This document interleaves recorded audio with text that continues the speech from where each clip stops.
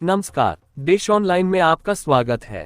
हिमयुग के मनुष्यों और जानवरों के छोड़े गए हजारों प्राचीन पैरों के निशान न्यू मैक्सिको के व्हाइट सैंड्स नेशनल पार्क की चकाचौंध वाली सफेद सतहों पर मीलों तक फैले हुए हैं। ये पदचिह्न अमेरिका में जीवन का सबूत तो देते ही हैं, साथ में उन क्षणों की गवाही भी देता है जब मानव अब विलुप्त हिमयुग के जानवरों के साथ यहाँ से गुजरा था। आज से हजारों साल पहले एक समय ऐसा भी था जब पृथ्वी काफी ठंडी हुआ करती थी।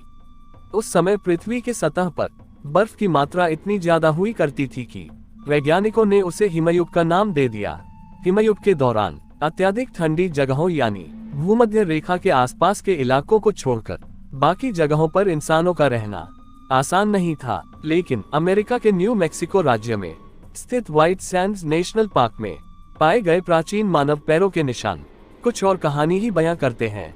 इन पैरों से पता चलता है कि हिमयुग के दौरान जीवन कैसा था। ये पदचिह्न मानव के उत्तरी अमेरिका में आने के बारे में नए सबूत भी देते हैं। अमेरिका में मिले हजारों साल पुराने पैरों के निशान हिमयुग के मनुष्यों और जानवरों के छोड़े गए हजारों प्राचीन पैरों के निशान न्यू मैक्सिको के व्हाइट सैंड्स नेशनल पार्क की चकाचौंध वाली सफेद सतहों पर मीलों तक फैले हुए हैं। ये पदचिह्न अमेरिका में जीवन का सबूत तो देते ही हैं, साथ में उन क्षणों की गवाही भी देता है जब मानव अब विलुप्त हिमयुग के जानवरों के साथ यहाँ से गुजरा था। इन जानवरों में विशाल जमीनी स्लॉथ और मैमथ शामिल हैं, जो आज विलुप्त हो चुके हैं।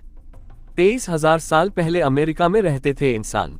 इन फुटप्रिंट से पता चलता है कि मनुष्य 23,000 साल पहले तक उत्तरी अमेरिका में थे। हालांकि पहले हुए अध्ययनों में दावा किया गया था कि हिमयुग के दौरान मनुष्य 16,000 वर्ष पहले ही उत्तरी अमेरिका पहुंचा था। ऐसे में इन पदचिह्नों को लेकर की गई नई स्टडी पुराने दावों को झूठा साबित करती है।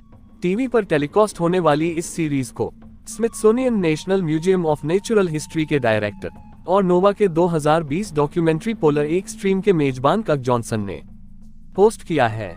इन लोगों के बारे में अध्ययन कर रहे वैज्ञानिक प्रसिद्ध टीवी साइंस सीरीज नोवा ने इन फुटप्रिंट्स की विस्तार से पड़ताल की है।